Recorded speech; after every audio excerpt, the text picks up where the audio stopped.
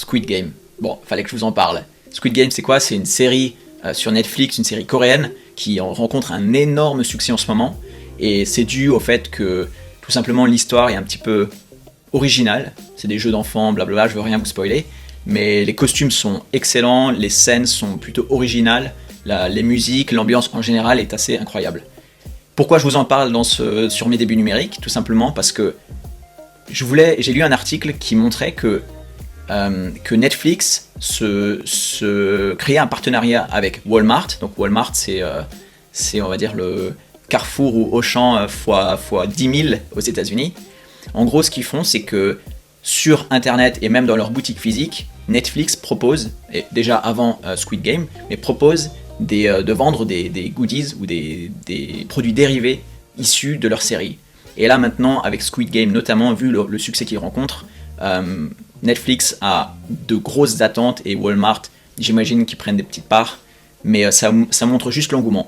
Voilà, pour en revenir, pourquoi je vous en parle, je vous montre juste que j'aimerais vous montrer que voilà, donc ça c'est sur le site de Walmart. Vous voyez que ici ils vendent déjà des produits Stranger Things, des Witcher, etc. Donc là, très bientôt, il va y avoir aussi les produits des Squid Game. Alors c'est ça, Squid Game, c'est des personnages comme ça. Donc ils ont tous un masque avec, enfin ça c'est les gardes, etc. Enfin, il faut que vous le regardiez si vous en avez l'occasion. Et en gros, voilà, chacun, ils ont ces gardes-là ont 3 types de formes sur leur masque. Les triangles, les carrés et les cercles. Du coup, c'est un petit peu c'est l'image de marque, et c'est ce qu'on voit d'ailleurs dans le générique du début. C'est ces 3 formes-là qui maintenant ont pris une telle signification à travers cette série que les marques n'hésitent pas à s'en servir pour surfer sur cette mode, sur ce trend. Et pourquoi je vous en parle? Parce que vous pouvez, et peut-être que vous devriez aussi, apprendre à surfer justement sur les tendances qui arrivent comme ça et qui vous permettront de créer du bouche à oreille et de faire connaître davantage votre marque. Donc je vais vous montrer quelques exemples de ce que j'ai vu. En gros, dans la série, un des épisodes consiste à détourer un petit biscuit avec une épingle. Évidemment, c'est pas ce motif-là, mais là, par exemple, c'est un exemple qui montre que ça c'est Hong Kong Airlines qui s'est servi donc de cette série pour faire une petite promotion. C'est un post Facebook et je pense qu'il le décline sur tous les réseaux sociaux. Et donc déjà, cette image-là, qui est extrêmement simple au final, a un gros impact et permet d'être viral et de faire parler de la marque comme je suis en train de le faire avec vous maintenant. Un autre exemple, voilà, donc ça c'est dans la série, ils doivent détourer le petit biscuit.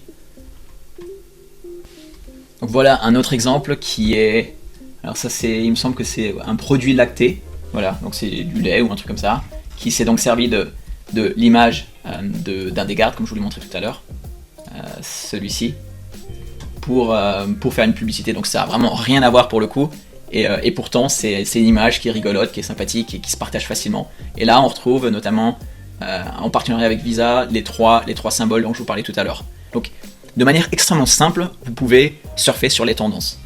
Qu'est-ce que vous pouvez faire vous par exemple? Évidemment si vous êtes pâtissier vous pouvez créer des petits biscuits dans cette forme là, mais je vais vous montrer un exemple tout bête, voilà, comment facilement et gratuitement au final vous pouvez créer un tel poster par exemple.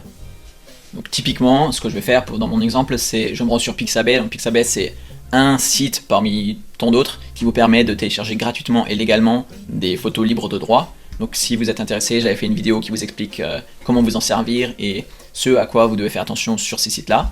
Mais bref, je vais juste en profiter pour prendre une photo.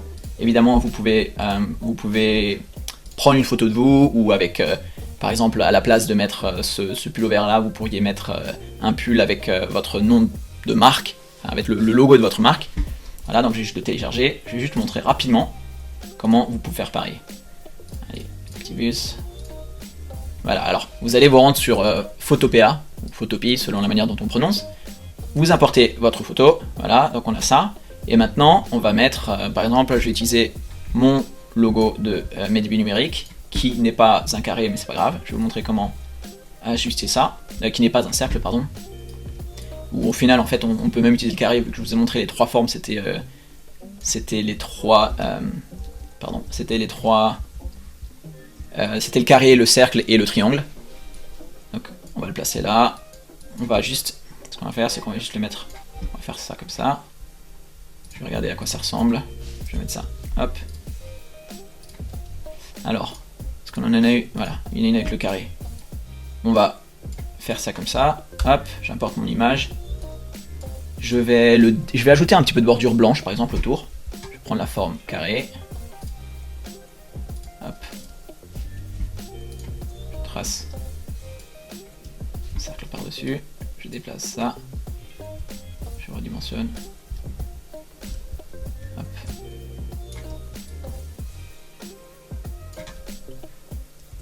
Voilà. Là, je vais maintenant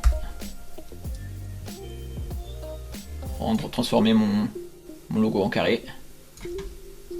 Inverse, j'efface.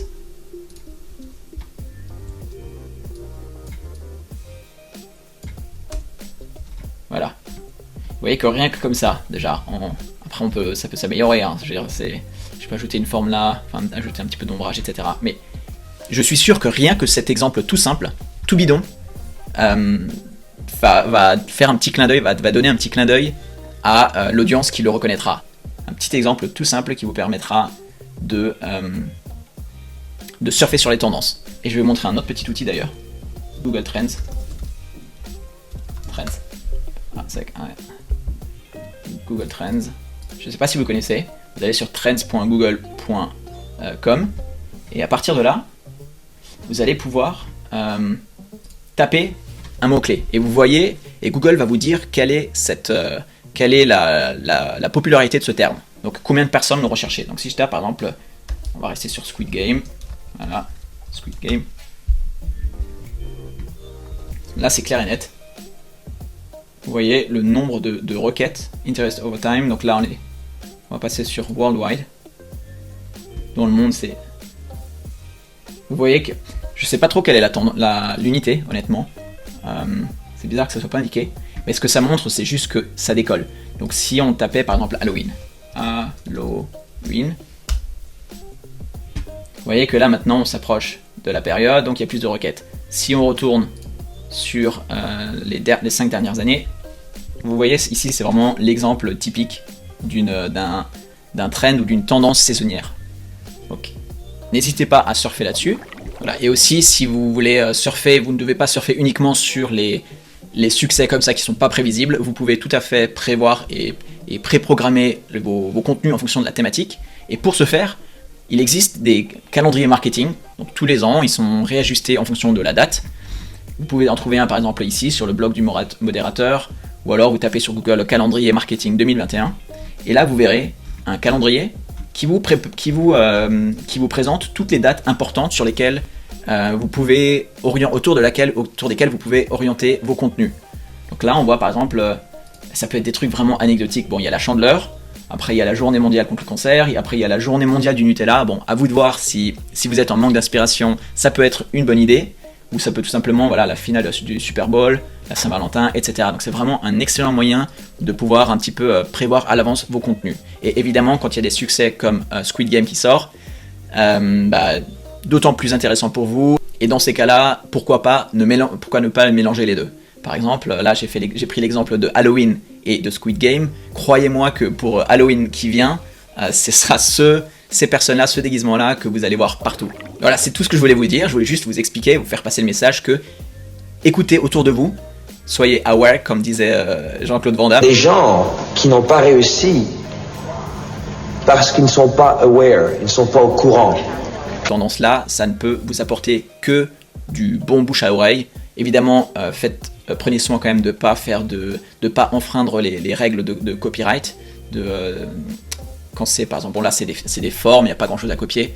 Mais si c'est par exemple, vous pouvez pas créer un déguisement de Iron Man si vous êtes dans ce milieu-là, là ça risque de poser un petit peu problème. Ou Disney en particulier, je sais que c'est très très délicat de se servir de leurs images. Quoi qu'il en soit, si vous n'avez pas vu cette série, je vous la recommande chaudement.